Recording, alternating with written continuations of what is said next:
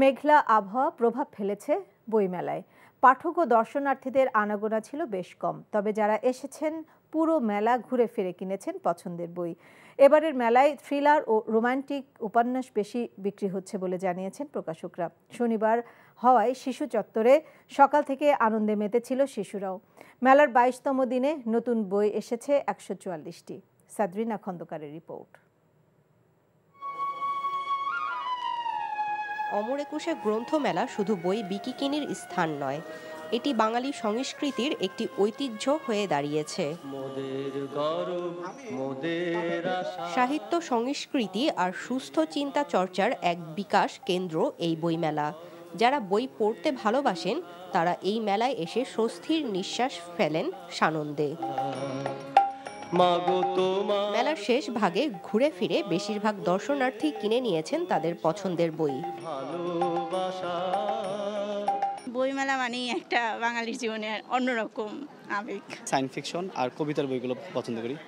এবারের মেলায় বিভিন্ন ধরনের উপন্যাসই পছন্দের তালিকার শীর্ষে রেখেছেন পাঠকরা, যে কারণে তাদের চাহিদা অনুযায়ী বই হাতে তুলে দেওয়ার চেষ্টা করছেন বিক্রেতা ও প্রকাশকরা।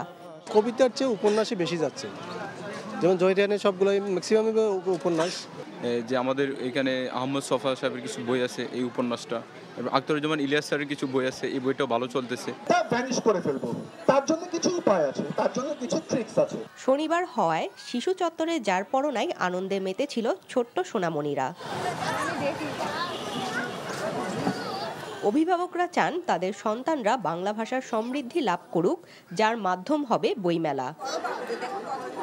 পড়ার থেকে দেখে যে আগ্রহ, যে এত বইয়েরও মেলা হয়, বই আছে, এটা মানে খুবই আর কি, এই জন্য বইমেলাটা খুব দরকার। বইমেলা প্রতি বছর আসে, আমরা বাচ্চাদেরকে এই জন্য নিয়ে আসি।